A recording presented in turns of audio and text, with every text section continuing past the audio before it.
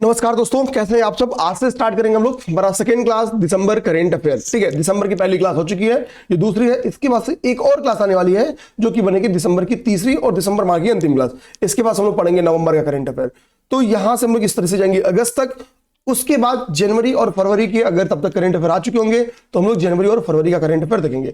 Market से मैं 3-4 magazines को फॉलो करते हुए चलूंगा, क्योंकि दिसंबर के भी मार्केट में 2 ही मैगजीन थी, तो मैं केवल 2 मैगजीन को ही फॉलो किया हूं यहाँ पे। ठीक है, तो मेरा पूरा प्रयास है कि आपको जो one of the best content हो, और मैं बताऊं किसी भी मैगजीन से मैंने हेडिंग ली है, उसके बाद से एक एक चीज को गूगल करके जो सोर्स पीआईबी से मिले हैं उनको पीआईबी से लिया हूं, जिन सोर्स के बारे में और भी इंफॉर्मेशन कलेक्ट कर सकता हूं उनके बारे में और भी इंफॉर्मेशन कलेक्ट किया हूं। मतलब ऐसा नहीं कि मुंह उठा के केवल कॉपी पेस्ट चल रहा है, तो ऐसा नहीं है। आप कहोगे तो एक एक चीज का मेरे पास गूगल का प्रूफ है, ठीक है, दिखा भी दूंगा।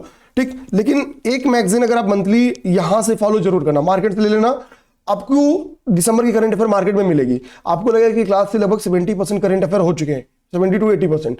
अब जो वो 20-30% चुटपुटिया फैक्ट्स बचे होंगे वो आपको देख लेना रहेगा। अब देखो, पहले मैं आपको लेक्चर प्लान दिखा दूं।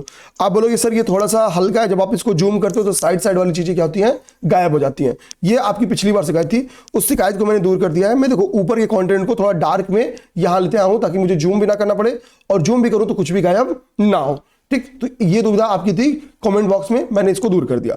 दूसरी थी क्या थी, ठीक है, देखो आपको, अच्छा ये इसी फॉर्म में रखा हूं, फिर यहां पे जूम कर दिया हूं।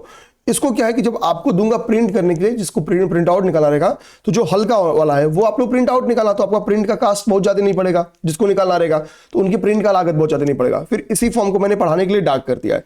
इंग्लिश वालों को कोई दिक्कत ना हो तो इंग्लिश में भी ऑलरेडी कंटेंट रेडी है। ठीक है, इंग्लिश में जहां पे बस सिंपल हिंदी है, बस वही कंटेंट नहीं लिखा हो, नहीं तो इंग्लिश के भी मैंने कंटेंट ट्रांसलेट कर दे, तो किसी को दिक्कत नहीं आएगी। जहां दिक्कत आएगी इंग्लिश वाला पोर्शन में दिखा दूंगा, आप लोग चाहोगे तो स्क्रीनशॉट लेके क्लास पॉज भी कर सकते हो, जिसको जहां पे लगे। तो अपनी तरीके से मैंने काम कर दिया है। दूसरी शर्त, वीडियो अच्छी लगी तो प्लीज लाइक कर देना, कमेंट जरूर करके बताना कैसी लगी, सब्सक्राइब भी कर लेना और पहली वाली क्लास देख भी लेना। ठीक है, हाँ, ये सब गलती नहीं करनी है। अब हम लोग अपने टॉपिक पे आते हैं। पहला हमारा टॉपिक है जीएसटी काउंसिल की, हमको पता है बैठक हुई थी और पॉपकॉर्न पे टैक्सेस बढ़ाए गए थे। ठीक है, आप लोग देखे होंगे भाई, खूब आप लोगों ने तबाही मचाया था। ठीक है, पहली चीज देखो, जीएसटी काउंसिल की 55वीं बैठक में क्या क्या डिसीजन हुए, और सबसे बड़ी बात ये बैठक हुई का, तो कंक्लूजन क्या निकलता भाई, जो ये पहली आपकी बैठक थी जीएसटी काउंसिल की, सॉरी जो ये 55वीं बैठक है, ये कहां हुआ है, तो जैसलमेर राजस्थान में आयोजित हुआ है। याद करना मेरे भाई, कहां पे आयोजित हुआ है, जैसलमेर राजस्थान में। इसमें क्या डिसीजन लिया गया, तो इसमें डिसीजन लिया गया कि जो गैर इलेक्ट्रिक वाहनों की तरह, गैर इलेक्ट्रिक वाहन मतलब जो डीजल और पेट्रोल वाहन है, तो गैर इलेक्ट्रिक वाहनों की तरह सभी प्रयुक्त ईवी की बिक्री पर, आप ईवी की बिक्री पर पहले 12% से टैक्स लगता था, उसको बढ़ा के 18% करने का निर्णय लिया गया है। तो यानी अब सभी प्रकार के वाहनों की बिक्री पर जो ठीक है, जो कर की दर है वो 18% होगी। कंक्लूजन ये निकल सकता है, ध्यान देना। 55वीं बैठक में क्या डिसीजन लिया गया कि सभी प्रकार के वाहनों पर, क्योंकि यहां पे क्या लिखा है, गैर इलेक्ट्रिक वाहनों पर पहले 18% कर की दर लगती थी, ठीक है, और ईवी पे कितनी लगती थी, 12%। लेकिन अब ईवी पर भी के बिक्री पर भी कर की दर क्या कर दिया गया, 18% कर दिया। तो यानी अब सभी प्रकार के वाहनों पर, कंक्लूजन क्या निकल जाता है कि अब सभी प्रकार के वाहनों पर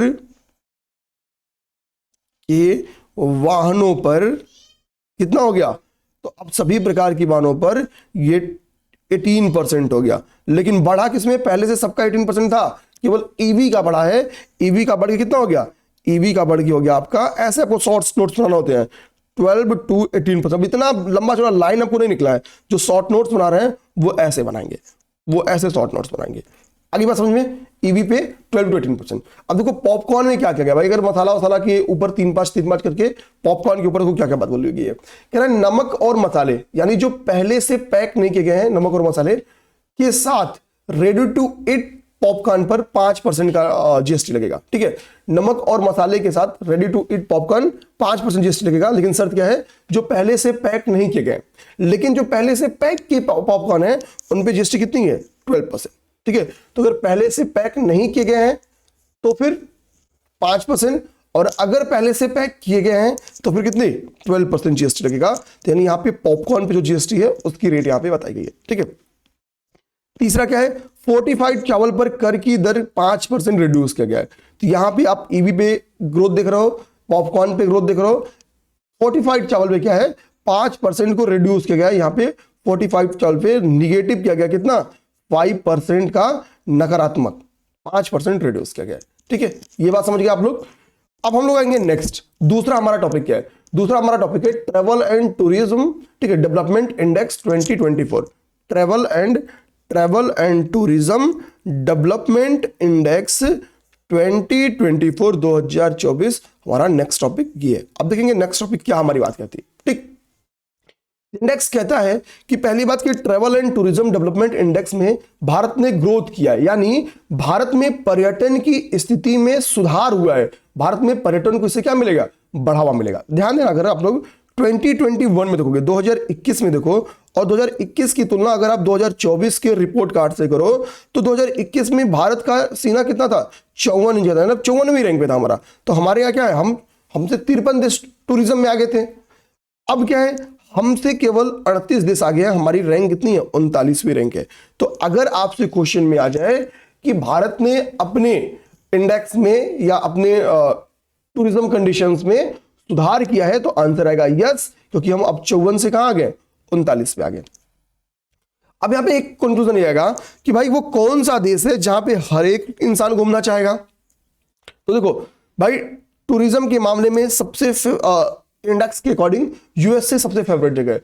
यूएसए रैंक 1 पे है और ठीक है, ये जो बागवान का माली है, ठीक है, तो माली ये वो वाला माली नहीं है, ठीक है, तो यहां पे कोई घूमना नहीं चाहेगा क्योंकि माली लास्ट रैंक पे है। ठीक है, माली कहां पे है, लास्ट रैंक पे है, तो माली का बागवान खराब है यहाँ पे इस माली का। ठीक है, यानी टूरिज्म पे लास्ट में है, तो यूएसए फर्स्ट, ये लास्ट, और हमने ये देख लिया भाई कि भारत की क्या स्थिति है।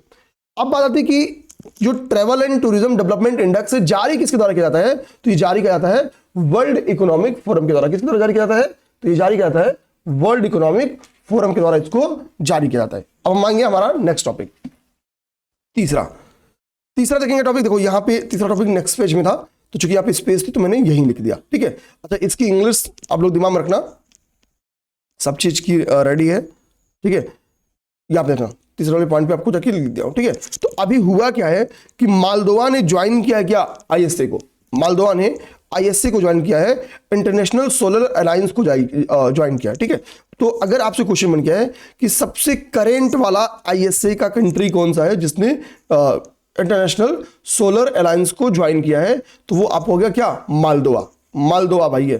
तो ऐसे आईएसए आप लिखना मालदोवा की अगर आप रैंक की बात करोगे कि भाई मालदोवा को कौन सा स्थान, मतलब किस नंबर का कंट्री है, तो 105th कंट्री था। ना मालदोवा 105th कंट्री है जो कि क्या बना है, जो कि इसका मेंबर बना है। अब मैं एक सिंपल सा क्वेश्चन पूछूंगा जो कि मैंने आपको इसके पहले मैगजीन में कराया हुआ है।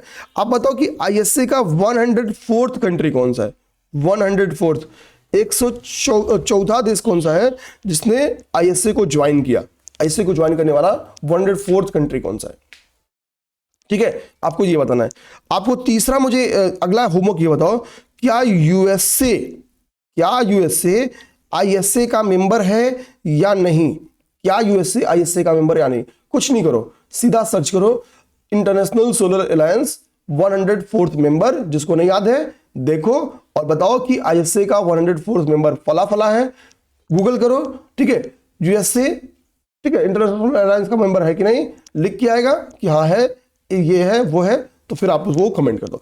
कमेंट करने का क्या रहेगा कि आपको चीजें याद रहेंगी, जिसको लगता है हमको गूगल नहीं करना, अगर कोई कमेंट बॉक्स में बताया रहे कॉपी करके पेस्ट कर दो, याद रहे आपको, कुल याद लगे। अब मैंने क्या किया यहाँ पे ध्यान देना, तो थोड़ा सा आपको आईएसए के बारे में जानकारी चाहिए। ठीक है, ट्रेडिशनली क्वेश्चन बन के आता है, तो उसके लिए आप लोग तैयार है मेंटली। तो आईएसए के बारे में इंफॉर्मेशन है कि आईएसए का गठन कब हुआ वगैरह वगैरह।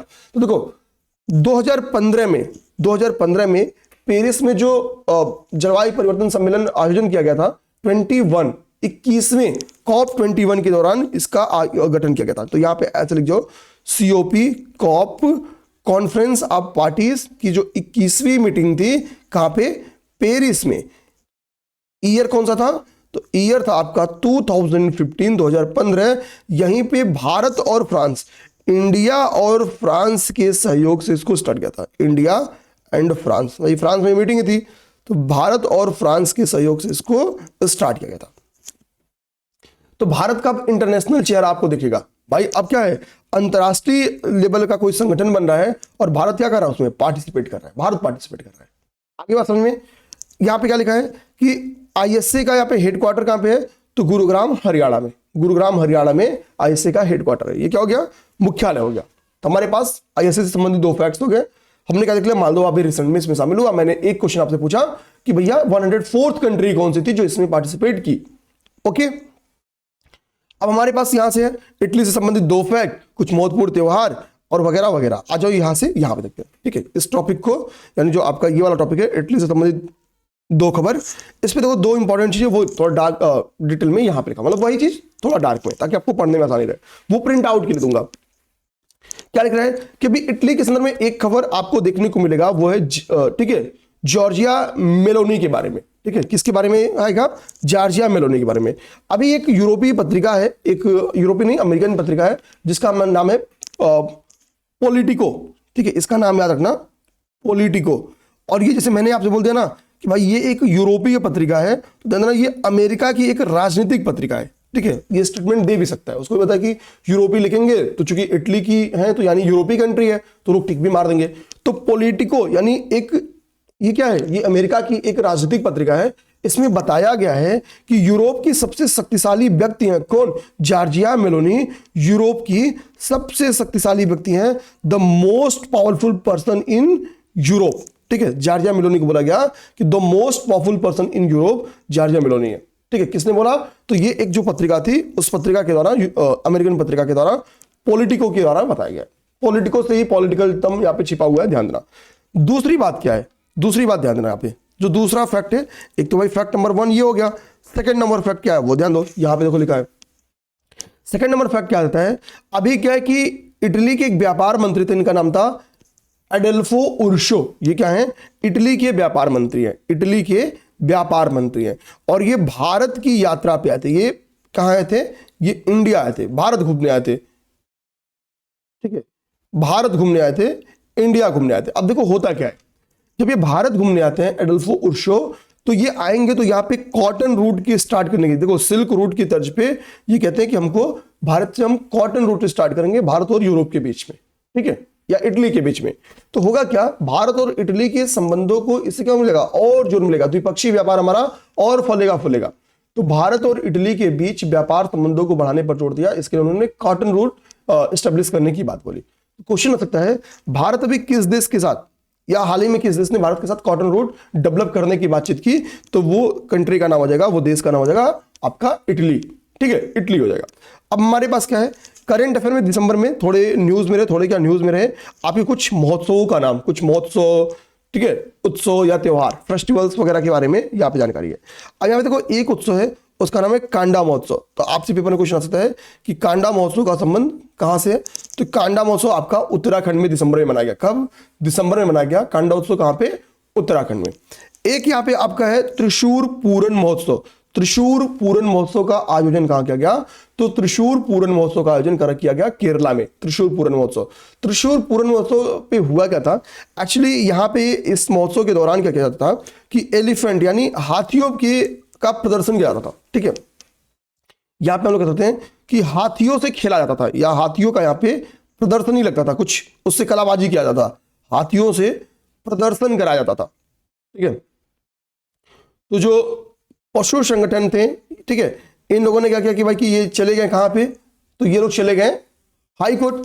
तो हाई कोर्ट ने क्या किया, बोला कि त्रिशूर पूरन त्योहार से में अब हाथियों का जो वो प्रदर्शन होता है उसको प्रतिबंधित किया जाता है, अब वहां पे ये प्रदर्शन नहीं किया जा सकता है। लेकिन होगा क्या, अभी ये दोबारा न्यूज में क्यों आया, क्योंकि सुप्रीम कोर्ट के द्वारा हाई कोर्ट के, सुप्रीम कोर्ट ने हाई कोर्ट के निर्णय पर रोक लगा दिया, हाई कोर्ट के निर्णय पर रोक लगा दिया। ठीक है, हाई कोर्ट के निर्णय पर रोक लगा दिया। तो न्यूज में आने के पीछे का रीजन आप लोग समझ गए, त्रिशूर पूरन त्योहार के। आगे बात समझ में इतना, ठीक है, त्रिशूर पूरन त्योहार। ठीक, अब आएंगे नेक्स्ट उद्यान उत्सव। उद्यान उत्सव के बारे में जानना, ये द्रौपदी मुर्मू जी ने उसका उद्घाटन किया कहां पे, सिकंदराबाद में। ठीक है, जानना इसका उद्घाटन हुआ सिकंदराबाद में। ठीक है, कोई दिक्कत, सिकंदराबाद में। अब ये क्यों इंपॉर्टेंट है, तो यह एक 15 दिवसीय पुष्प एवं बागवानी से संबंधित त्योहार, यह एक 15 दिवसीय पुष्प एवं बागवानी से संबंधित त्योहार है। इट इज अ 15 डे, ठीक है, फ्लावर एंड हॉर्टिकल्चर फेस्टिवल। कौन सा? जो आपका गार्डन फेस्टिवल है, ठीक है, उद्यान फेस्टिवल है, उसके बारे में। तो उद्यान फेस्टिवल कहाँ पे मनाया गया? त्रिशूर पूरन फेस्टिवल कहाँ मनाया गया? ठीक है, आपका गांडा फेस्टिवल कहाँ मनाया गया, कि वो न्यूज में था। ये सब चीजें हमने देख लिया। अब हमारा नेक्स्ट आपको देखेंगे कमीशन ऑन नारकोटिक ड्रग्स। हमारा अगला टॉपिक है कमीशन ऑन नारकोटिक ड्रग्स। देखो हुआ क्या है, सबसे इंपॉर्टेंट, ये कन्वर्ट होने के पूरे चांसेस हैं पेपर में, सबसे इंपॉर्टेंट बात है। देखो पहली बात समझो कि ठीक है, इसको देखेंगे कि जो नारकोटिक ड्रग्स आयोग है, इसका गठन कब हुआ? तो सीएनडी का गठन हुआ 1946 में। इसकी स्थापना कब की गई? तो इसकी स्थापना की गई 1946, यानी अपने आजाद होने के पहले ये आ गया था। ठीक, कह कि नारकोटिक्स कंट्रोल मतलब सीएनडी की स्थापना 1946 में आर्थिक एवं सामाजिक परिषद यानी इकोसॉक द्वारा संकल्प 9(1) के माध्यम से की गई। तो इसकी स्थापना किस में समझना कि इसकी स्थापना इकोसॉक के द्वारा किया गया। किसके द्वारा? इकोसॉक द्वारा किया गया है। इसके संकल्प 9(1) के तहत, इसके संकल्प 9(1) की तरफ, 9(1) के तहत किया गया है। ये 91 बन जाएगा, ठीक है, मैंने 91 लिख दिया है, ठीक है, संकल्प 9(1) के तहत, ठीक है। अब देखो हुआ क्या न्यूज में, भारत को अभी क्या किया गया है, इसकी अध्यक्षता दिया गया है। अब देखो भारत का वैश्विक चेहरा, भारत उभर रहा है, क्योंकि अब क्या कर रहा है, भारत अंतरराष्ट्रीय संगठनों की अध्यक्षता कर रहा है। तो भारत 68वें सत्र के लिए चुना गया, भारत अध्यक्षता कर रहा है 68वें सत्र का, और पहली बार ऐसा है कि नारकोटिक ड्रग आयोग की भारत अध्यक्षता कर रहा है। It is first time. तो जाहिर सी बात है, जब नारकोटिक जानना कि कमीशन ऑन नारकोटिक ड्रग का जिसकी स्थापना 1946 में इकोसॉक इकोनॉमिक एंड सोशल काउंसिल के द्वारा किया गया था, तो भारत क्या कर रहा है कि इसकी प्रेसिडेंसी पाया है फर्स्ट टाइम, पहली बार भारत के द्वारा इसकी प्रेसिडेंसी पाई गई है, ठीक है। 68th सेशन जो है, 68वां सेशन जो है, भारत इसकी अध्यक्षता करेगा। तो ये हमारे लिए इंपॉर्टेंट बात है, भारत को चुना गया, ठीक है। तो सीएनडी की स्थापना कब हुई, किसके द्वारा किया गया, भारत अध्यक्षता कर रहा है पहली बार। अब हमारा नेक्स्ट टॉपिक है वो है डी गुकेस। डी गुकेस को समझेंगे, ठीक है।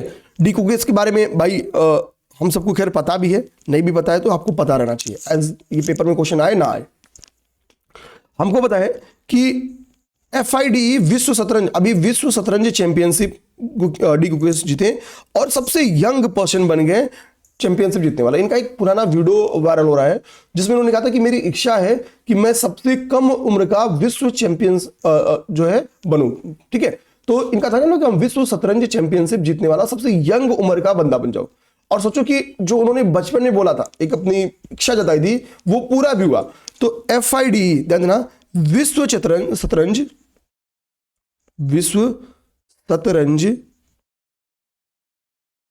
चैंपियनशिप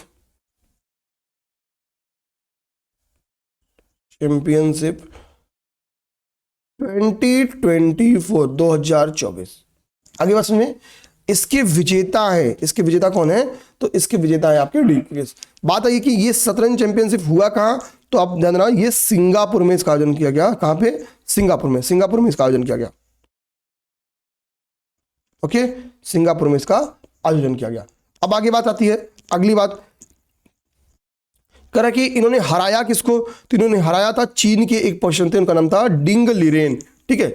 चीन के एक पर्सन है, उनका नाम क्या है, डिंग लीरेन, ठीक है। डिंग लीरेन क्या है, ये उप विजेता बने हैं,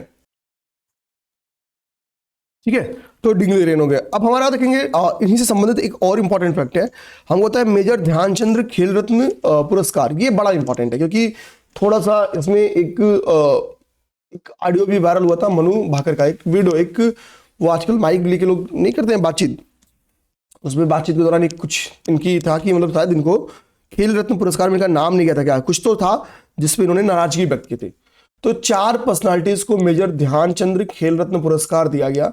उन 4 पर्सनालिटी का नाम क्या है, तो पहली मनु भाकर, हमको पता है कि अभी हाल ही में जो ओलंपिक हुआ था, इन्होंने 2 मेडल्स जीते थे। अब बताओ वो दोनों मेडल कौन था, ब्रॉन्ज था, सिल्वर था, गोल्ड था, क्या था, ठीक है। दूसरा इसमें पर्सनालिटी है, उनका नाम है हरमनप्रीत सिंह, ठीक है, ध्यान देना। तीसरे पर्सनालिटी इसमें कौन थे, तो तीसरे पर्सनालिटी इसमें डी गुकेस थे। एक पर्सनालिटी का नाम इसमें छूट रहा है, एक सेकंड आप टाइम दीजिए, ठीक है। हाँ, एक पर्सनालिटी का नाम छूट रहा था, वो यहाँ पे है, ठीक है, वो हुआ क्या ना कि थोड़ा स्लाइड में अंदर चला गया था। ठीक, देखिए यहाँ पे है मनु भाकर जी, यहाँ पे हरमनप्रीत सिंह, यहाँ पे आपका डी गुकेश जी हो गए, और ये आप हो गए पैरा एथलीट प्रवीण कुमार जी। ठीक है, तो ये सब चीजें हमारे साथ हो गई। अब इसके बाद से ये सारे पॉइंट्स इंग्लिश में है, तो किसी को कोई दिक्कत नहीं है। चारों जो लोगों के नाम है, यहाँ पे देखिए पैरा एथलीट प्रवीण कुमार जी का नाम हो गया, यहाँ पे हरमनप्रीत सिंह जी का नाम हो गया, यहाँ पे वर्ल्ड चैंपियन गुकेश जी का नाम हो गया। ये कहाँ है, इतना टाइम ले रहा है, तो तकनीक के ऊपर में काम करना पड़ेगा, थोड़ा पीछे है तकनीक के मामले में। ठीक है, हो गया। अब हमारे पास नेक्स्ट हमारा टॉपिक आता है। नेक्स्ट टॉपिक हमारा है चक्रवात चीडो। देखो अभी चक्रवात चीडो आया था, और यहां पे आपको कुछ होमवर्क दूंगा। आपको क्या करना ना, आप कोमोरोस आइलैंड को सर्च करना, क्योंकि सबसे ज्यादा जो प्रभावित हुआ है वो कोमोरोस आइलैंड में प्रभावित हुआ है। ठीक है, और इसी कोमोरोस आइलैंड में एक आइलैंड है, तो कई सारे द्वीप समूह है। कोमोरोस क्या है, कई द्वीप समूहों का एक वो है। आपको मेडागास्कर के जस्ट नॉर्थ में मिलेगा कोमोरोस। ठीक है, आप गूगल करना, जो कह रहा हूं गूगल करने के लिए जरूर करना मेरे भाई, आपको मजा आएगा काम करने में। करंट अफेयर पढ़ने का मजा ये ना कि कुछ मैं करूं कुछ आप करो, 90 में 10 आप कर दो। ठीक है, तो कोमोरोस आइलैंड आप गूगल करोगे तो आपको मेडागास्कर के जस्ट ऊपर देखने को मिलेगा। ठीक है, ये कुछ आइलैंड्स का समझ जाओ कि समूह है। इसमें एक द्वीप समूह जिसका नाम है मायोटा, ठीक है, या मायोटा जो भी कह लो। ठीक है, मायोटा है बेसिकली। तो मायोटा द्वीप समूह पे क्या हुआ है, ये उस सभी Comoros island, basically Comoros island पे ही कंट्रोल था किसका, फ्रांस का। कोमोरोस आइलैंड पे ही फ्रांस का कंट्रोल था। मैं यहां पे लिख देता हूं, फ्रांस का कंट्रोल था, समझने के लिए फ्रांस का कंट्रोल था। लेकिन यहां पे क्या किया गया कि जनमत संग्रह कराया गया। तो जनमत संग्रह में एक मायोटा को छोड़ के शेष सभी ने कहा भाई हम फ्रांस से अलग होना चाहते हैं। तो यानी मायोटा ने पूर्ण बहुमत 90% प्लस, या फिर 94% के करीब में लोगों ने समर्थन किया कि हम फ्रांस के साथ ही रहेंगे, हम हटेंगे नहीं भैया फ्रांस के साथ। यानी मायोटा इंडायरेक्टली, मायोटा पर किसका कंट्रोल हो गया, भले ही यूरोपियन का हिस्सा नहीं है, इस पे कंट्रोल है फ्रांस का। तो इसी के लिए कहा जाता है फ्रांसीसी द्वीप समूह है। फ्रांसीसी द्वीप समूह मायोटा पे भारी तबाही मचाई। किसने, चक्रवात चीडो ने। ये एक उष्णकटिबंधीय चक्रवात है, ये एक उष्णकटिबंधीय चक्रवात है। ठीक है, तो मैंने आपको यहाँ पे एक होमवर्क दिया है, आपको कोमोरोस आइलैंड सर्च करना है, उसके जो द्वीप समूह उनको आपको नॉर्थ टू साउथ या ईस्ट टू वेस्ट जैसे भी हो उनको अरेंज करना है। ये जरूर करना है, छोटे छोटे काम करते चलोगे तो यही आपको पेपर में कहीं आ जाएगा, और नहीं कोई पढ़ा रहेगा, बाकी आपने काम किया। कहीं का क्वेश्चन आ गया, 2 क्वेश्चन, यहीं से आपको 2 क्वेश्चन की लेट मिलेगी, 2 क्वेश्चन की। ठीक है, नेक्स्ट हमारा टॉपिक है वो है अग्नि योद्धा। अग्नि योद्धा लास्ट में प्रारंभ हुआ था, दिसंबर तक चला था। ठीक है, अग्नि योद्धा का ये 13वां संस्करण था जो अभी रिसेंट में हुआ। भारत और सिंगापुर के बीच में इसका आयोजन किया गया, अग्नि योद्धा। तो पेपर में क्वेश्चन आ जाए कि अग्नि योद्धा का किसके किसके बीच में प्रैक्टिस किया जाता है, तो अग्नि योद्धा जो प्रैक्टिस है ये क्या है, भारत और सिंगापुर के बीच में, भारत और सिंगापुर के बीच में किया जाने वाला यह एक प्रैक्टिस है। ओके, चलो अब नेक्स्ट एक मैं आपसे होमवर्क दूंगा, आपको कमेंट बॉक्स में बताना है, कहीं स्पेस रहे वहां होमवर्क दूं। पतली वाले होमवर्क दूंगा तो इसका फायदा ये रहेगा, आप लोग कमेंट भी करोगे। ठीक है, चलो यहां पे आप लोग होमवर्क, एक बुक का नाम लिख रहा हूं, आपको बताना है किसके द्वारा लिखा गया ये बुक। बुक का नाम है bring it on, comment box में बताना, गूगल करके बताना, लेकिन बताना। ठीक है, bring it on the incredible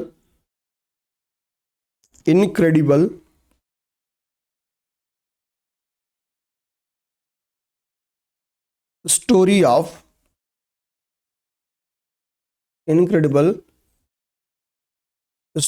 my life. ये बुक किसकी है, ये बुक किसकी है आपको बताना है। ये बुक है और इसके राइटर का आपको नाम बताना है। ठीक है, राइटर का आपको नाम बताना है, मैं बता भी दूंगा, आप लोग कमेंट करोगे तो अच्छा लगेगा मुझे। नेक्स्ट हमारा है आईएनएस तुशील। आईएनएस तुशील पे मेरा मानना है इस बार क्वेश्चन आएगा, आप लोग रेडी रहो आईएनएस तुशील के बारे में। ठीक है, आ जाओ, इसको थोड़ा सा हमको यहीं पे देखना पड़ेगा, इसका वो नहीं किया हूं। ठीक है, कोई दिक्कत नहीं है, तो फिर कोई दिक्कत नहीं है। आ जाओ, कह रहा है कि अभी हाल ही में क्या किया गया, आईएनएस तुशील को बेसिकली भारत के नौसेना में शामिल किया गया। ठीक है, आईएनएस तुशील की विशेषता क्या है कि यह एक स्टील्थ ग्लाइडेड मिसाइल है। पहली विशेषता यहाँ पे है कि यह बहुभूमिका वाला यानी मल्टीपर्पजेस स्टील्थ गाइडेड मिसाइल है। ठीक है, ये क्या है, यह एक स्टील्थ गाइडेड मिसाइल है आईएनएस तुशील। किसकी सहायता से इसको तैयार किया गया, तो भारत और रशिया की सहायता से तैयार किया गया है। रशिया से में ही इसको तैयार भी किया गया है। तो भारतीय नौसेना ने रूस के किलिनग्राद से अपने नवीनतम ठीक है, मल्टीपल यूज वाला या हम लोग कहते हैं कि बहुभूमिका वाला जो स्टील्थ ग्लाइडेड मिसाइल है, इसको भारतीय नौसेना को दिया गया। ठीक है, तो अभी इसको किलिनग्राद जो बंदरगाह है वहां से इसको चलाया गया और ये भारत आया। ठीक है, ध्यान देना, ये कहां से, रूस के सहयोग से इसको तैयार किया गया। तो भारत और रूस के संबंध में ये एक अपने आप में, ठीक है, एक और नया अध्याय जुड़ गया। अब आते हैं हम लोग की आईएनएस तुसिल की विशेषता। तो आईएनएस तुसिल क्या है, 125 मीटर लंबा है और 3900 टन वजन है। ठीक है, ये फैक्ट आईएनएस तुसिल मैंने जिस मैगजीन से पाई उसमें ये लाइन नहीं लिखी थी, ये मैंने गूगल करके निकाली है। ठीक है, ध्यान देना। तो 125 मीटर लंबा है, 3900 टन इसका वजन है। जो भी ये टॉपिक पढ़े होंगे, मैं बताना कि जो 5 टॉपिक लिखा हूं, आपने किसी भी मैगजीन में पढ़ा होगा, तो क्या जो मैंने 5 टॉपिक लिखे हैं अभी इसमें पॉइंट्स बताने के लिए, क्या ये पांचों पॉइंट्स उसमें थे? विश्वास के साथ बताता हूं, 2 पॉइंट्स ज्यादा नहीं होंगे। ठीक है, अगली बात देखना, इसकी स्पीड 30 समुद्री नॉटिकल माइल्स की स्पीड है। यहां पे क्या लिखा है, इसकी गति के बारे में लिखा है, इसकी गति। यहां पे लंबा और वजन लिखा हुआ है, यहां पे इसकी गति लिखी है, कितनी है, 30 नॉटिकल माइल इसकी गति है। 30 नॉटिकल माइल इसकी क्या है, गति है। समुद्री गति को हम नॉटिकल माइल्स में नापते हैं। ठीक है, अगला देखो, अभी एक आगे न्यूज देखी होगी इसमें, इसके संदर्भ में आता है आईएनएस तुसिल के बारे में कि नाइजीरिया का एक लोकेशन है लागोस। ठीक है, तो लागोस में क्या किया गया था, आईएनएस तुसिल की तैनाती की गई थी। ठीक है, नाइजीरिया के लागोस में आईएनएस तुसिल की तैनाती की गई थी। जब इसकी तैनाती की गई तो ये फिर न्यूज में आया था। तो आईएनएस तुसिल की कहां पे तैनाती की गई थी, नाइजीरिया के लागोस में। ठीक है, अच्छा, अब आईएनएस तुसिल के बारे में आपको अभी 27 दिसंबर की एक न्यूज थी कि 27 दिसंबर को अपनी पहली परिचालन तैनाती के दौरान मोरक्को का एक बंदरगाह है, ठीक है, जिसका नाम है कैसाब्लांका, मोरक्को का ये बंदरगाह है जहां पे इसको तैनात किया गया था। अपने पहले परिचालन के दौरान इसको वो किया गया था, तो मोरक्को के कैसाब्लांका बंदरगाह पर इसकी पहली तैनाती की गई थी। मतलब इसके दौरान वहां पे रोका गया था या दस्तक दी थी, जो भी कह लो। ठीक है, तो पेपर में क्वेश्चन एक तो आ जाए कि भाई कैसाब्लांका पोर्ट कहां पे स्थित है, कैसाब्लांका पोर्ट कहां पे स्थित है, तो आंसर आ गया मोरक्को। और यहां पे भाई ये आईएनएस तुसिल की वजह से ये कैसाब्लांका बंदरगाह आपका इंपॉर्टेंट हो गया। एक यहाँ पे भाई देश और संबंधित स्थान आ जाता है जो चर्चा में रहे, तो लागोस देखो यहाँ पे अगर आ गया तो मान लो भाई लागोस, आपको समझ में आएगा कि भाई लागोस नाइजीरिया में, यहाँ पे आईएनएस तुसिल की तैनाती की गई थी। अब यहाँ पे मैंने फिर एक क्वेश्चन आपको होमवर्क के तौर पे दिया है। ठीक है, वो क्वेश्चन आपका, वोरोनिस रडार सिस्टम भारत ने किस देश से खरीद रहा है, वोरोनिस रडार सिस्टम भारत किस देश से खरीद रहा है। ध्यान देना, जिन कुछ क्वेश्चंस मैं आपको देता हूं, मैं बताऊंगा नहीं, उसको आपको कमेंट बॉक्स में लिखना रहता है। ठीक है, आप जैसे आईएसए का भाई 104th कंट्री कौन सी है, अब ये तो मैं चाहूंगा कि ये सब चीज आप बताओगे, जितना होमवर्क दे रहा हूं बताते चलना, क्योंकि कोई ठीक नहीं कि होमवर्क से ही क्या आता क्वेश्चन आ जाए, तो रेडी रहना मेरे भाई। अगला ध्यान देना, अभी क्या हुआ, उल्फा पर प्रतिबंध बढ़ा दिया गया। ठीक है, ULFA उल्फा पर। ठीक है, अब देखो उल्फा का फुल फॉर्म क्या है, United liberation front of Assam. इसका क्या उद्देश्य है, असम को भारत से अलग करना, इसका उद्देश्य है। ठीक है, अब आपको समझ में आएगा कि हेमंत जो विश्व शर्मा जी हैं या विश्व शर्मा जी हैं, उनका रहना, उनके से लीडर का रहना असम में कितना जरूरी है। असम को भारत से इतना एग्रेसिव लीडर ना रहे तो कब का चीजें टूट जाए। ठीक है, असम को भारत से अलग करना, अब सोचो इसका उद्देश्य ही है। अच्छा, ऐसा नहीं कि इसको पहली बार इसको प्रतिबंधित किया गया, देखो इसको 1990 से ही ये एक प्रतिबंधित संगठन है, इसको इसको प्रतिबंधित गैर कानूनी बोला गया है। कब से ये प्रतिबंधित है, आपका 1990 से ही प्रतिबंधित है। ठीक है, और जैसे प्रतिबंध खत्म होने वाला होता है, हर गवर्नमेंट क्या करती है, इसको बढ़ाती है, क्योंकि सबको इसका उद्देश्य पता है, ये भाई खतरे से भरा उद्देश्य है इसका। ठीक है, तो उल्फा का भी क्या हुआ, इसके प्रतिबंध को बढ़ा दिया गया। 1990 में पहली बार प्रतिबंध लगाया गया था, तब से लगातार बढ़ा जा रहा है। अभी 5 वर्षों के लिए इसका प्रतिबंध क्या किया गया, बढ़ा दिया गया। अब ये आप तो हर जगह पा जाओगे, लेकिन ये आप दिखाओ, ये लाइन आपको ढूंढनी पड़ेगी। ठीक है, बांग्लादेश में उल्फा का एक चीफ था जिसको मौत की सजा सुनाई गई थी। ठीक है, उसका नाम था परेश बरुआ। क्या नाम था उसका, परेश बरुआ। अब देखो बांग्लादेश अपने बर्बादी के रास्ते पे कैसे जा रहा है, जिसको फांसी की सजा सुनाई गई उसकी सजा मौत को रद्द कर दिया। ठीक है, उसकी सजाए मौत को रद्द कर दिया। ये आपका कॉन्सेप्ट समझना। तो उल्फा के बारे में समझ गए। ये आ सकता है कि हाल ही में उल्किस उल्फाचिव को बांग्लादेश ने सजाए मौत रद्द कर दिया, क्या पता इसको कल छोड़ दे। तो परेश बरुआ। अब अगला देखोगे, अगला हमारा टॉपिक क्या है, अगला टॉपिक क्या है आपका, ये वेरी इंपॉर्टेंट टॉपिक है, वो है अंतरराष्ट्रीय क्रोनोमेडिसिन सम्मेलन। अंतरराष्ट्रीय क्रोनोमेडिसिन सम्मेलन का आयोजन अयोध्या में किया गया। यूएसए के भी इसमें कुछ डॉक्टर्स शामिल थे, मतलब वो भी इस कॉन्फ्रेंस में भारत आए थे। तो कहा कि अयोध्या में पहली बार अंतरराष्ट्रीय क्रोनोमेडिसिन 2024 का कॉन्फ्रेंस का आयोजन किया गया। पिछली बार इसका आयोजन पूछिए कहां किया गया था, तो राजस्थान के जैसलमेर में हुआ था। कहां पे? राजस्थान के जैसलमेर में। ये चीज ये आपको याद रखना है कि अयोध्या में इसका पहली बार आयोजन किया गया।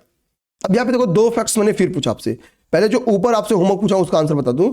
ये आपसे मैंने पूछा था कि भैया वोरोनिस रडार सिस्टम भारत किस देश से खरीद रहा है, तो वोरोनिस रडार सिस्टम के लिए बातचीत भारत की जो देश से हो रही है उस देश का नाम है रूस। ओके, इसका आंसर क्या हो गया? रूस से। लो भाई, इसका आंसर हो गया रूस से। एक चीज का आंसर आपको मिल गया। ओके, अब दूसरे का आंसर आपको देना है। होमवर्क ये, इसको बोलोगे सर आप बताओ इसका आंसर क्या होगा, तो इसका आंसर होगा दीपा मलिक। ये जो बुक का मैंने पूछा है इसका आंसर होना है दीपा मलिक। दीपा मलिक इसका आंसर है, दीपा मलिक आंसर है। ठीक है, अब दो क्वेश्चंस फिर मैं दे रहा हूं आपको। क्वेश्चन क्या है, पहला क्या है कि पर्यटन विभाग ने अभी एक डाटा शेयर किया और कहा 2024 में यूपी का सबसे अधिक पर्यटन किस स्थल पे देखा गया, मतलब कहां पे सर्वाधिक पर्यटन देखा गया, आपको बताना आंसर। दूसरा एक क्वेश्चन मेरा है कि भारत के किस मंदिर को स्वॉर्ड ऑफ ऑनर से सम्मानित किया गया, भारत के किस मंदिर को स्वॉर्ड ऑफ ऑनर से सम्मानित किया गया, उसका आंसर बताना है। दो होमवर्क आपके स्क्रीन में दिख रहा है। पहला होमवर्क क्या दिख रहा है? पहला होमवर्क दिख रहा है कि पर्यटन विभाग से मिली जानकारी के अनुसार 2024 में सब उत्तर प्रदेश का वो कौन सा स्थल था, पर्यटन स्थल है जो पे सर्वाधिक विजिट हुआ। दूसरा, स्वॉर्ड ऑफ ऑनर से सम्मानित कौन सा मंदिर है। ये दो आंसर्स आपको कमेंट करने हैं। इसका भी आंसर मैं आपको बता दूंगा, बट पहले आप कमेंट करो। ठीक है, अब देखो यहाँ पे कुछ कुछ चीजें आप लोग को जो वन लाइनर है जिसको आपको ध्यान देना चाहिए, जानना चाहिए, उसको आप लोग यहाँ पे ध्यान दे दो। ठीक है, ये ध्यान देना, आप लोग को बता दें। देखो अभी हुआ क्या है कि एक कंट्री है उसका नाम है श्रीलंका। ठीक है, ध्यान देना। तो श्रीलंका ने क्या किया है कि कई देशों के लिए वीजा मुक्त यात्रा की सुविधा प्रदान की। कितने देशों की, जिसमें भारत भी शामिल है। तो क्वेश्चन आ सकता है श्रीलंका ने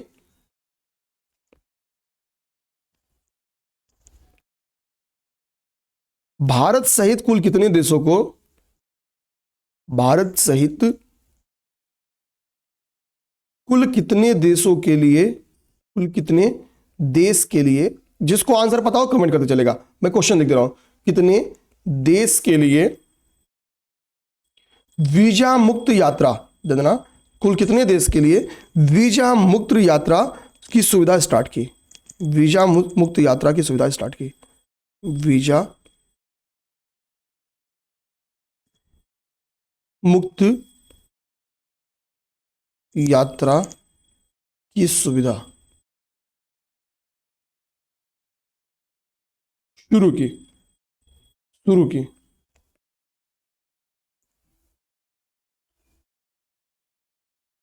ठीक है, तो आंसर इसका आएगा, आप लोग कमेंट कर दोगे ये हो गए तो ठीक बात है, नहीं किए तो देख लो आंसर, नोट कर लो। 39 देशों के लिए, इसमें भारत भी शामिल है, इंक्लूडेड भारत, इंडिया भी शामिल है, इंडिया भी शामिल है, इसमें शामिल है।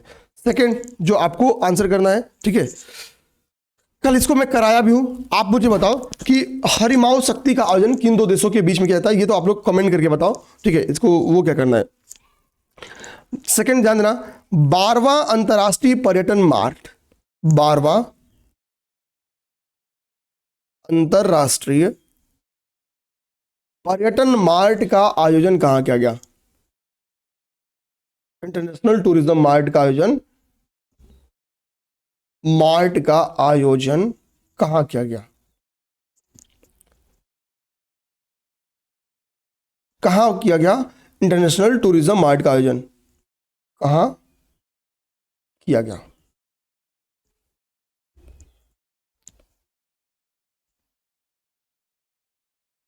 ठीक है, आंसर इसका बनेगा काजीरंगा में। आंसर क्या बनेगा? काजीरंगा। थर्ड आ जाओ, तीसरा, ठीक है, सशस्त्र सेना, सशस्त्र सेना झंडा दिवस का आयोजन, झंडा दिवस का आयोजन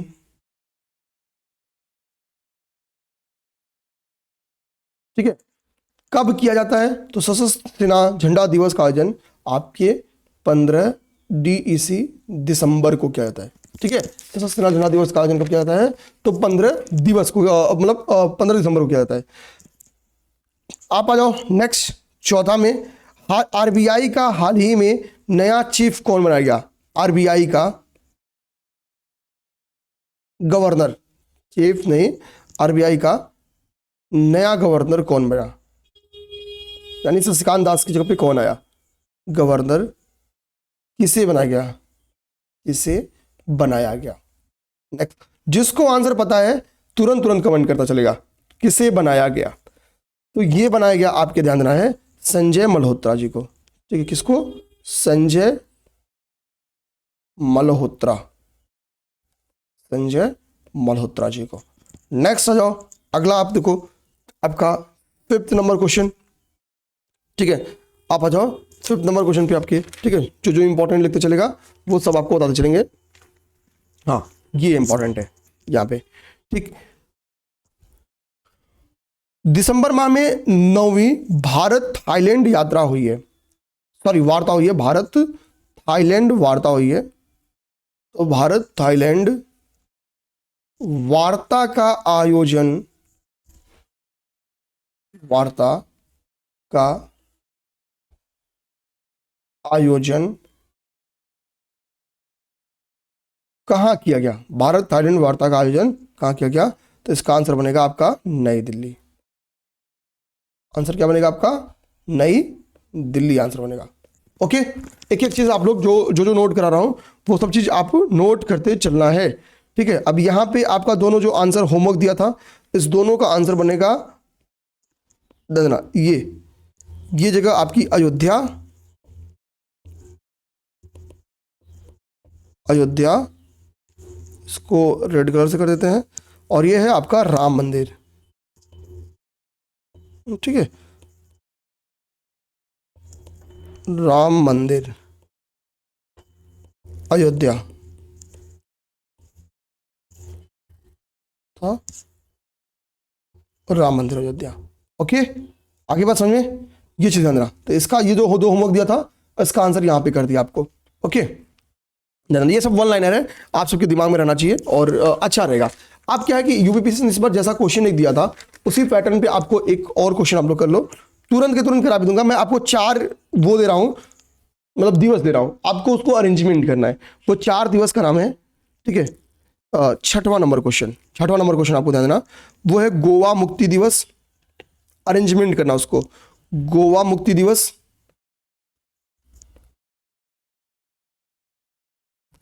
यूनिसेफ दिवस, गोवा मुक्ति दिवस, अगला है आपका यूनिसेफ दिवस, नेक्स्ट है आपका सुशासन दिवस, नेक्स्ट है सुशासन दिवस, अगला आपका विश्व मानवाधिकार दिवस, विश्व मानवाधिकार दिवस, इसको कालानुक्रम के हिसाब से अधिकार दिवस। ठीक है, या हम लोग कह लें बेसिकली अवरोही क्रम के हिसाब से, आरोही क्रम, जैसे भी समझ में आपको अरेंज कर दो। ठीक है, पहले और बाद के हिसाब से चलो लिख लो। ठीक है, अरेंज कर दो। तो देखो, विश्व मानवाधिकार दिवस आपका मनाया जाता है कब? 10 दिसंबर को। कब मनाया जाता है? 10 दिसंबर को। आपका सुशासन दिवस, ये आपका मनाया जाता है 25 दिसंबर को। गोवा मुक्ति दिवस कब हुआ? गोवा मुक्ति दिवस आपका हुआ 19 दिसंबर को। और आपका यूनिसेफ दिवस जो हुआ, यूनिसेफ दिवस हुआ आपका 11 दिसंबर को। ठीक है, यानी 10, फिर 11, फिर 19, फिर 25। ठीक है, तो यानी पहले मानवाधिकार दिवस हो गया आपका फर्स्ट पे, मानवाधिकार दिवस हो गया। ठीक है, इसके बाद से 11 यानी यूनिसेफ दिवस पे आपका सेकंड नंबर पे आ जाएगा। इसके बाद से आपका थर्ड नंबर पे आ जाएगा गोवा मुक्ति दिवस और फोर्थ नंबर पे आ जाएगा सुशासन दिवस। फोर्थ नंबर पे सुशासन। तो अगर हम लोग इसको पहला नंबर लिख लें, इसको दूसरा नंबर लिख लें, इसको तीसरा नंबर लिख लें, इसको चौथा नंबर लिख लें, अब अरेंज कर लेंगे तो चौथा, चौथे के बाद से दूसरा, दूसरे के बाद से क्या आ जाएगा पहला और पहले के बाद से तीसरा। कहीं भी लिखता तो इस ऑर्डर में इसको अरेंज कर लेते हैं, ठीक है, इस ऑर्डर में इसको अरेंज कर लिया जाता। अब समझो ये इतनी चीजें हम लोग की हो गई, ठीक। ये पीडीएफ आप लोगों को शेयर कर दिया जाएगा, ठीक है। जो होमवर्क दिया जा रहा है मेरे भाई उसको प्लीज आप सब जरूर करते चलना, ठीक है, कोई दिक्कत की बात नहीं है। एक एक चीज है, सब चीजें भाई कहीं आप लोग ये नहीं कर सकते हो।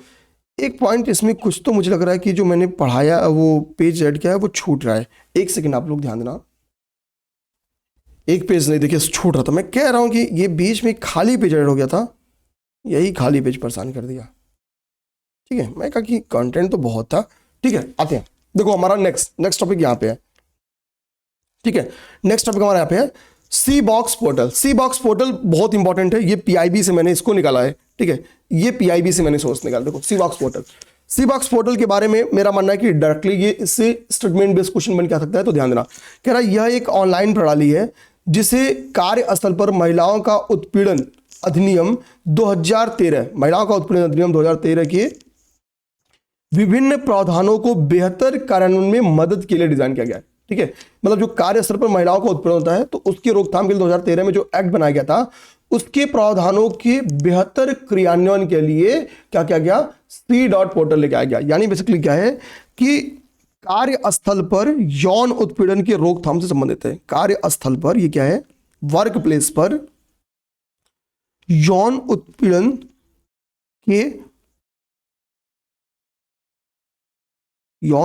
के रोकथाम से संबंधित है, यौन उत्पीड़न के रोकथाम से संबंधित है। आगे बात इसमें क्या है कि भाई कि कोई शिकायत कराता है तो 90 दिन का, उसके लिए जांच का समय कितना दिन डिसाइड किया गया है, ओनली 90 डे। 90 दिन में जांच का समय डिसाइड किया गया है कि भाई 90 डे में उसका जांच हो जाना चाहिए। बात ये इसकी शिकायत कौन दर्ज कराएगा, तो शिकायत जो पीड़ित महिला है वो भी दर्ज करा सकती है, किसी अन्य शिकायतकर्ता की ओर से भी इसको दर्ज करा जा सकता है पोर्टल पे, ठीक है। तो जो पीड़ित है, पीड़िता के अलावा अन्य महिलाओं के द्वारा भी इसको दर्ज करा जा सकता है इस सी डॉट पोर्टल पे, ठीक है। अब हम देखेंगे कि अब देखिए सामाजिक न्याय में, सोशल जस्टिस में अब साइंस ट्रिक का यूज देखो। ये सी डॉट पोर्टल को लॉन्च किसने किया, तो महिला एवं विकास मंत्रालय ने, महिला एवं बाल विकास मंत्रालय ने, ठीक है। महिला एवं बाल विकास मंत्रालय ने कितने दिन में निर्धारण करना है, 90 दिन में समस्या को समाधान करना है, ठीक है। ये बात समझ आएगी।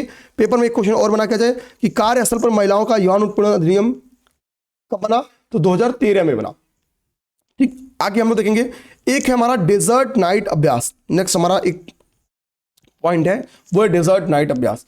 डेजर्ट नाइट अभ्यास क्या है, यह एक त्रिपक्षीय अभ्यास है। भारत, फ्रांस और यूएई के बीच में यह अभ्यास किया जाता है। कहां पे, भारत, फ्रांस और यूएई के बीच में। अरब सागर में ये इस अभ्यास का आयोजन किया गया, एकदम पाकिस्तान के बागल में लाकर एकदम मस्त कराए हम लोग, ठीक है। तो भारत, फ्रांस और यूएई के बीच में ये प्रैक्टिस किया जाता है डेजर्ट नाइट। अरब सागर में इसका आयोजन किया गया, ये अगला इंपॉर्टेंट है। भारत ने पूरा ताकत यहां पे झोंक दिया। सुखोई 30 MK1 यहां पे गया, जगुआर यहां पे गया, ठीक है। आपका यहां पे I-178 रिफ्यूलर गया, ठीक है। AEWC सिस्टम गया, मतलब इतने सारे विमान हमने वहां पे उतार दिए थे, ठीक है। तो यहाँ पे 4 विमान हमने यहाँ पे डेजर्ट युद्ध अभ्यास में उतारे थे। इनके बारे में भी क्वेश्चन बन सकता है, तो दिमाग रखना। हम केवल ये नहीं याद करेंगे डेजर्ट नाइट अभ्यास किसके बीच में हुआ, ठीक है, कहां पे हुआ और भारत की तरफ से कौन पार्टिसिपेट किया, ये देख लिया हम लोग। नेक्स्ट हमारा इंपॉर्टेंट बात है वो है रातापानी वन्यजीव अभ्यारण्य। हमको पता है कि अभी क्या किया गया है कि मध्य प्रदेश गवर्नमेंट के द्वारा इसको 8वां वन्यजीव अभ्यारण्य के तौर पे इसको नामित किया गया, या बाघ अभ्यारण्य के तौर पे इसको नामित किया गया, घोषित किया गया, ठीक है। ये 8वां बाघ अभ्यारण्य बन गया और इसी के साथ भारत का ये 57वां 57th बाघ अभ्यारण्य बन गया। और वैसे वैसे ये मध्य प्रदेश का कितना हो गया, 8वां बाघ अभ्यारण्य हो गया, ओके।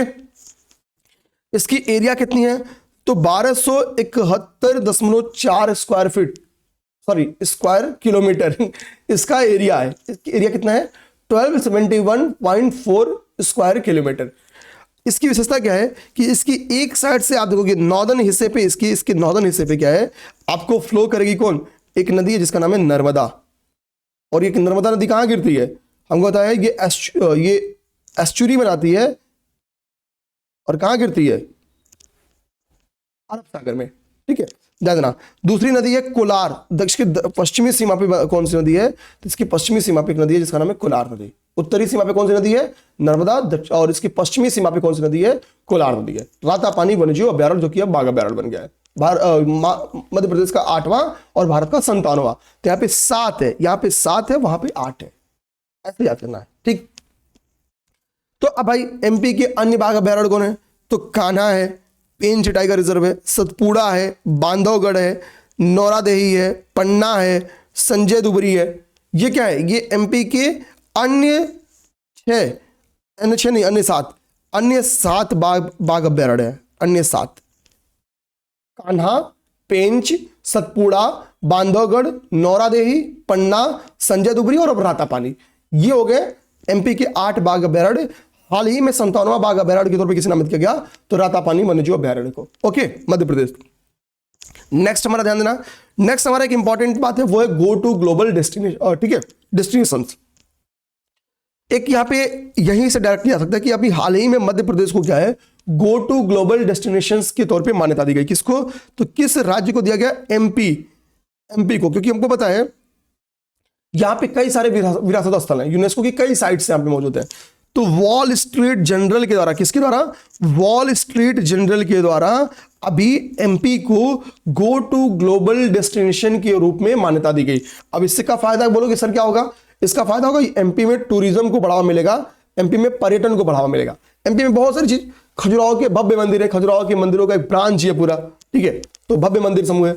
सांची स्तूप, भीमबेटका की गुफाएं यहाँ पे हैं, ये ऐसे विश्व धरोहर स्थल यहाँ पे मौजूद है। राष्ट्रीय उद्यानों में हमने पढ़ा भाई, बांधवगढ़, कान्हा, पन्ना, सतपुड़ा, संजय दुबरी, पेंच, सब भरे पड़े हैं। तो यानी इसी के लिए इसको गो टू ग्लोबल डेस्टिनेशंस का नाम दिया गया, ठीक है, गो टू ग्लोबल डेस्टिनेशन का नाम दिया गया। तो हमने देखा रातापानी वन्यजीव अभ्यारण्य, फिर गो टू ग्लोबल डेस्टिनेशन, कहां पे, वॉल स्ट्रीट जनरल द्वारा गो टू ग्लोबल डेस्टिनेशन के रूप में एमपी को मान्यता दी गई है। किसके द्वारा, वॉल स्ट्रीट जनरल द्वारा। याद करा रहा हूं बार बार क्योंकि इंपॉर्टेंट है, ठीक है। इंग्लिश में पोर्शन ध्यान देना, सबका कर दिया हूं, ठीक है, कि सी बॉक्स पोर्टल क्या है, ठीक है। तो sexual harassment of women at work place act 2013, ठीक है, इसके तहत 90 दिन में इसका सोल्यूशन करना है। यहाँ पे देखो लिखा हुआ है, ठीक है, किसके द्वारा, किस मिनिस्ट्री द्वारा लाया गया, तो वुमेन एंड, ठीक है, चाइल्ड डेवलपमेंट जो मिनिस्ट्री है उसके द्वारा लेके आया गया, ठीक है। किसी के द्वारा भी इसको एप्लीकेशन लगा सकता है। डेजर्ट नाइट, यहाँ पे भी इसको समझने में कोई दिक्कत तो है नहीं, ठीक।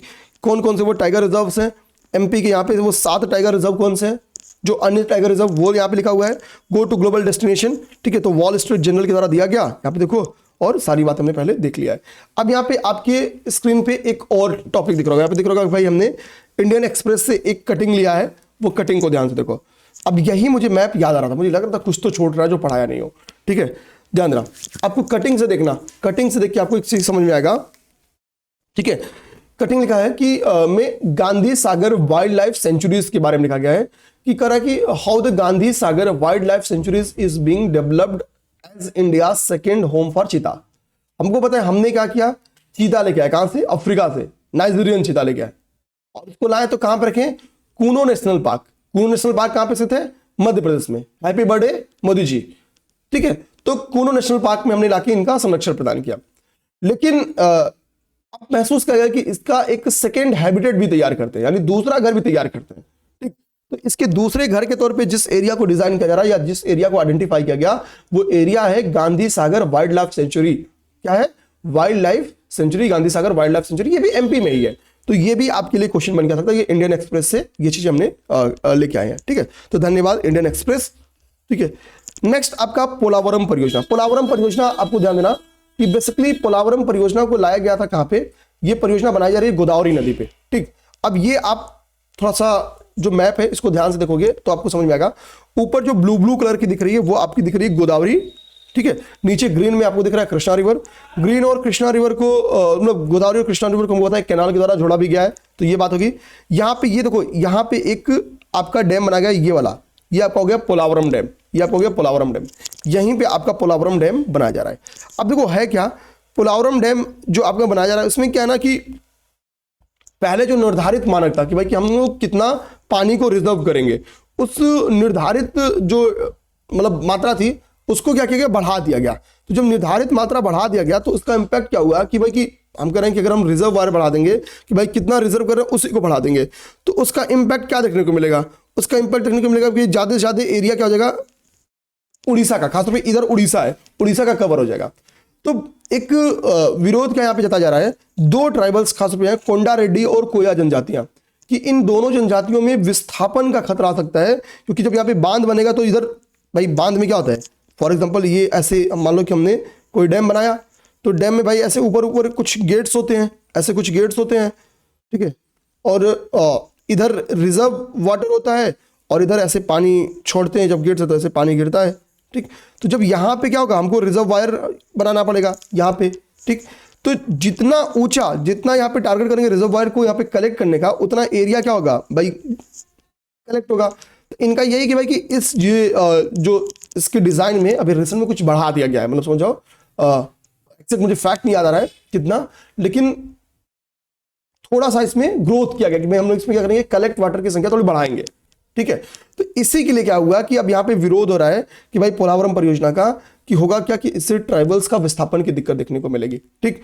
तो हम लोग देखेंगे, अच्छा इसमें इधर देखो मैंने लिखा है कि एरिया अंडर, ठीक है, इस सबमर्जेंस मतलब कि वो कौन कौन जहां जलाशय का कवरेज एरिया है, तो वो दिखा दिया यहाँ पे आपको, इधर आंध्र प्रदेश से वगैरह वगैरह। यहीं पे आपको कोलेरू लेक भी है, तो कोलेरू लेक किस राज्य में है ये आप चाहो तो कमेंट बॉक्स करके बता दो कमेंट में, ठीक है, कोलेरू लेक किस राज्य में है, उम्मीद करेंगे ये आप समझ गए होंगे।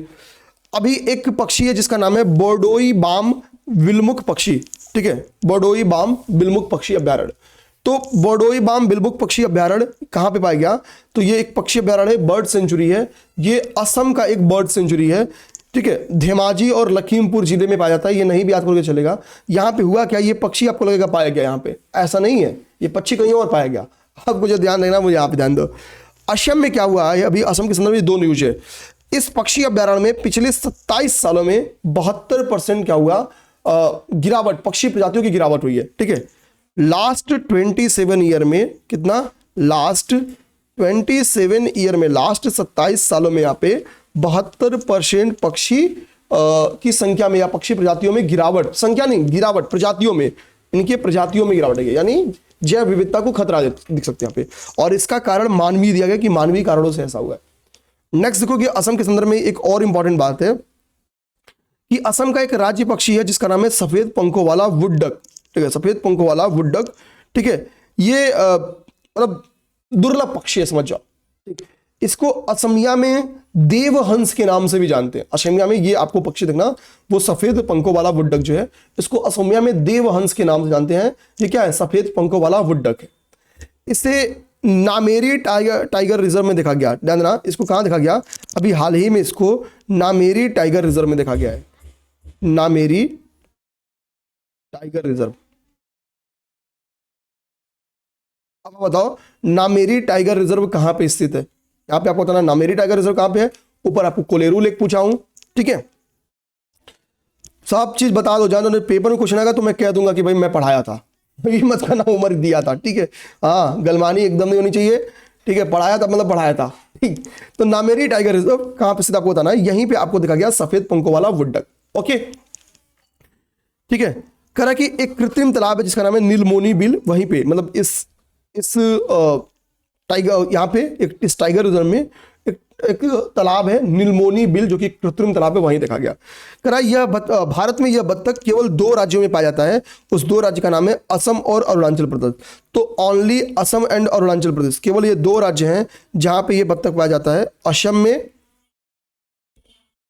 और आपका अरुणाचल प्रदेश में, अरुणाचल प्रदेश, असम और अरुणाचल प्रदेश, केवल ये 2 ऐसे राज्य हैं जहां पे ये पाया जाता है। 2024 में पहली बार हिमालयन सीरो में करा कि 2024 में, अच्छा एक दो कोई इंपॉर्टेंट बात तो क्या है, ये वैल्यू एडिशन मैंने यहाँ पे किया है, जो आपका नामेरी टाइगर रिजर्व है ना, इस नामेरी टाइगर रिजर्व में क्या देखा गया है, सफेद पंखों वाला वुड डक, यहीं पे एक कृत्रिम तालाब है जिसका नाम है नीलमोनी बिल, इसी नीलमोनी बिल तालाब में सफेद पंखों वाले वुड डक को देखा गया। तो जो आपका यहाँ पे मैं बताना चाह रहा हूँ बेसिकली आपके नामेरी टाइगर रिजर्व के बारे में, तो जो नामेरी टाइगर रिजर्व है, नामेरी टाइगर रिजर्व में ही मई 2024 में नामेरी टाइगर रिजर्व दोबारा न्यूज में आया था, जब यहाँ पे हिमालयन जीरो देखा गया था, ये अत्यंत दुर्लभ है, हिमालयन जीरो देखा गया था, ठीक है, कहाँ पे, नामेरी टाइगर रिजर्व में। तो हो सकता है मई और दिसंबर के करंट अफेयर को छोड़ के पूछ दे। नामेरी टाइगर रिजर्व, देखो क्लास का यही सब फायदा है मेरे भाई, ठीक है। नामेरी टाइगर रिजर्व 2 दिन 3 दिन बाद एक क्लास लेके आ रहा हूं। एक वीक में 1 महीने करंट अफेयर खत्म करूंगा तो 1 महीने में 4 महीने का करंट अफेयर खत्म हो जाएगा, ठीक है। तो विश्वास के साथ बस बने रहना है, ठीक, विश्वास के साथ बने रहो। मैं चाहता तो इसी क्लास का अपने 15-16 क्लास की अगर 500 रुपये फीस रख देता तो मैं इजिली अच्छे पैसे कमा लेता, ठीक। लेकिन अभी उद्देश्य थोड़ा हटके है ठीक है। तो इसमें काम करो, जो काम किया जा रहा है वो काम करो, फ्लो में आओ जल्दी से। और भी मेरे से ज्यादा करंट अफेयर पढ़ो, मतलब मेरे से नहीं, अपने से भी ज्यादा करंट अफेयर पढ़ो। क्यों मेरे पे भरोसे बैठे रहना है। अंतरराष्ट्रीय वन मेला 2024 इसका अभी 10वां संस्करण हुआ, 10th एडिशन अभी इसका आयोजित किया गया। कहां पे, मध्य प्रदेश में। इसका थीम क्या था, लघु वन उपज के माध्यम से महिला सशक्तिकरण, ठीक है। लघु वन उपज के, महिला सशक्तिकरण मतलब वुमेन एम्पावरमेंट, लघु वन उपज के माध्यम से वुमेन एम्पावरमेंट। अब देखो यहां पे आपका एक एक चीज, जो बारडोई बाम, आपका बारडोई बाम बिलमुख बर्ड सेंचुरी है, उसके बारे में जितनी चीजें बताया हूं, ठीक है। ये यहाँ पे 72% जो बर्ड स्पीसीज है उसमें डिक्लाइन किया गया है, ठीक है, बहुत तगड़ा डिक्लाइन हुआ है। इसके बाद से आपको मैंने वाइट विंग वूल डक के बारे में बताया, ठीक है। नामेरी टाइगर रिजर्व में कहाँ पे देखा गया, नीलमोनी बिल में एक जो आर्टिफिशियल पॉन्ड है वहां पे देखा गया। ये सारी चीजें बताया। इसको देवहंस कहा जाता है वहां पे, ठीक है। ये बहुत ही डरावनी हंटिंग आवाज निकालता है, ठीक है। ये बहुत क्या है, हॉन्टिंग वॉइस निकलता है, डरावनी आवाज निकलता है, ठीक है। धन्यवाद। हिमालयन जो सिरो वो यहीं पे देखा गया था, ये भी बात मैंने आपको बताया। इंडियन फॉरेस्ट जो फेयर है वो भी हमने देख लिया हम लोगों ने। अब हमारे लिए अगला टॉपिक आ जाओ। अगला टॉपिक हमारा है इडियोपैथिक पल्मोनरी फाइब्रोसिस। हमारा नेक्स्ट टॉपिक है इडियोपैथिक पल्मोनरी फाइब्रोसिस। ये एक बीमारी है। ये क्या मेरे भाई, तो यह एक बीमारी है। ये कैसी बीमारी है, अभी हाल ही में इस बीमारी से जाकिर हुसैन जी की डेथ हो गई थी। इस बीमारी से जाकिर हुसैन जी की डेथ हो गई थी। क्वेश्चन है क्या जाकिर हुसैन जी की भारत में डेथ हुई है, तो नहीं, सैन फ्रांसिस्को के एक अस्पताल में इनकी डेथ हो गई। एक्चुअली इस बीमारी से क्या होता है, बेसिकली लंग इन्फेक्शन हो जाता है, लंग इन्फेक्शन होता है। लंग इन्फेक्शन से संबंधित ये बीमारी है, सांस लेने में बहुत तकलीफ होने लगती है, ठीक है। हमको अगर जाकिर हुसैन जी के बारे में समझना है तो ध्यान देना, पहली चीज जो अच्छी बात है समझने के लिए आपको, तो महान तबला वादक उस्ताद उल्लाह रखा के ये पुत्र थे। ये कौन थे, तो तबला वादक उस्ताद अल्लाह रखा के ये पुत्र थे। एक चीज, इनको भारत के द्वितीय, तृतीय और चतुर्थ बड़े सम्मान से सम्मानित किया गया। पद्म विभूषण, पद्म भूषण, पद्मश्री। 1988 में पद्मश्री पाते हैं, 2002 में पद्म भूषण से इनको सम्मानित किया गया, 2023 में पद्म विभूषण से सम्मानित किया गया। तो इनको दिए गए ये पुरस्कार है इडियोपैथिक पल्मोनरी फाइब्रोसिस। ध्यान देना, ये एक लंग डिजीज है जाकिर हुसैन साहब का। इनको 2019 में अकादमी ठीक है, ध्यान देना, रत्न पुरस्कार भी दिया गया, संगीत अकादमी रत्न पुरस्कार भी दिया गया था। अगला आपका है, ध्यान देना है, वह है संविधान का 129वां विधेयक। हमको पता है एक राष्ट्र एक चुनाव के लिए सितंबर 2023 में कमेटी बनाई गई, रामनाथ कोविंद जी की अध्यक्षता में। कमेटी का सुझाव था कि एक देश एक चुनाव कराने चाहिए थे। कमेटी की रिपोर्ट को कैबिनेट ने मंजूरी दे दी थी, फिर इसको लोकसभा और राज्य विधानसभा में रखा गया। हमको पता है कि इसको चलो इसकी डिटेल तो बाद में देख लेंगे, अभी जो देख लेते हैं। ये संशोधन विधेयक कहता है कि भाई कि एक नया आर्टिकल जोड़ना पड़ेगा। उस आर्टिकल का नाम है 82A। इसके 6 क्लॉजेस जोड़ जाएंगे 1 to 6, ठीक है। एक नया आर्टिकल इसमें उनको क्या करना पड़ेगा, ऐड करना पड़ेगा। अनुच्छेद 82A लोकसभा और राज्य विधानसभाओं के चुनाव एक साथ कराने की व्यवस्था करता है, ठीक है। ये क्या करेगा, ठीक है। एक तो क्या है, हम इसमें हमको क्या करना है, ये एक ऐड करना है, इसमें एक आर्टिकल जोड़ना है। आगे क्या करा है कि आर्टिकल 83 और आर्टिकल 72 में संशोधन करना होगा। इसमें कुछ हमको संशोधन करना होगा ताकि क्या है कि इनके कार्यकाल को संतुलित किया जा सके। इसमें बेसिकली कहा क्या गया है कि कार्यकाल को संतुलित करने में, मान लो भाई एक साथ चुनाव हो रहा है तो विधानसभा या लोकसभा डिसॉल्व भी तो हो सकती है पहले भी। तो हो गया क्या, मान लो कि फॉर एग्जांपल 2024 में इलेक्शन हुआ, अब अगला इलेक्शन हो रहा था 2029 में। ये सेम चीज विधानसभाओं के साथ भी है, सेम चीज, लेकिन किसी कारण से डिसॉल्व हो गया कहां पे, 2027 में। तो जो नेक्स्ट इलेक्शन होगा वो ओनली 27 से 29 के लिए होगा, बस इतने के लिए, 2 सालों के लिए होगा। आगे बात समझ में, केवल 27 से 29 के बीच में होगा, 2 साल के लिए केवल होगा। उसके बाद से फिर से 29 से, यानी कहने का मतलब है 29, 5, 34, फिर उसके टर्म्स के लिए होगा। आगे बात समझ में यहां तक। तो ये सब चीज मेरे भाई आप सबको ध्यान देना है। विधेयक में कहा गया है कि यदि लोकसभा अपने पूर्ण कार्यकाल की समाप्ति के पहले भंग हो जाती है तो अगली लोकसभा केवल शेष अवधि के लिए बनेगी। तो ये मैंने आपको समझा दिया। किसी राज्य विधानसभा के साथ भी सेम कंडीशन है। तो ये हो गया आपका संविधान का 129वां विधेयक। अब मैं आपको एक राष्ट्र एक चुनाव आपको मैं पढ़ाया भी हूं और दिखा भी देता हूं। देखिए यहां पे आप लोग, तो जो वन नेशन वन इलेक्शन के लिए जो कमेटी बनी थी वो कमेटी कितनी सदस्यीय थी, यहीं पे ध्यान देना, ठीक है। वो 8 सदस्यीय कमेटी थी, ठीक है। अध्यक्ष कौन थे इस कमेटी के, तो आपके पूर्व राष्ट्रपति रामनाथ कोविंद जी थे। जो मेंबर्स हैं तो इसमें अमित शाह जी थे, गुलाम नबी आजाद जी थे, वित्त आयोग के पूर्व अध्यक्ष NK सिंह जी थे, लोकसभा के पूर्व सभा, यहाँ पे लोकसभा के अध्यक्ष का नाम दे सकता है, लोकसभा के पूर्व महासचिव थे डॉक्टर सुभाष कश्यप जी, वरिष्ठ अधिवक्ता हरीश साल्वे जी भी यहाँ पे थे, इसमें हरीश साल्वे जी भी शामिल हैं, संजय कोठारी जी इसमें शामिल है और अर्जुन राम मेघवाल जी भी इसमें शामिल थे। ये 8 मेंबर्स इंक्लूडेड 8 मेंबर्स में आपके राष्ट्रपति रामनाथ कोविंद जी भी हैं।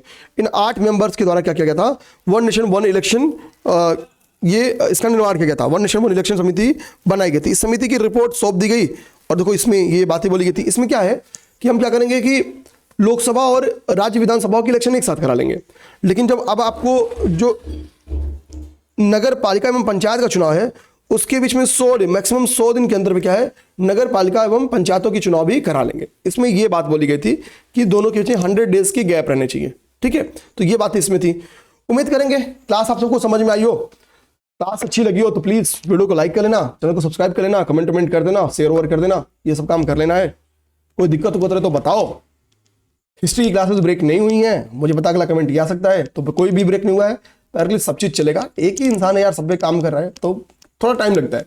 हाँ, आने वाले 1 महीने में आप महसूस करोगे कि आपकी मेजर चीजें हम लोगों ने खत्म कर दी, जिसमें लोगों ने हजारों रुपए की फीस लेना हमने पूरी तरीके से खत्म कर दिया। ठीक है, जय हिंद जय भारत।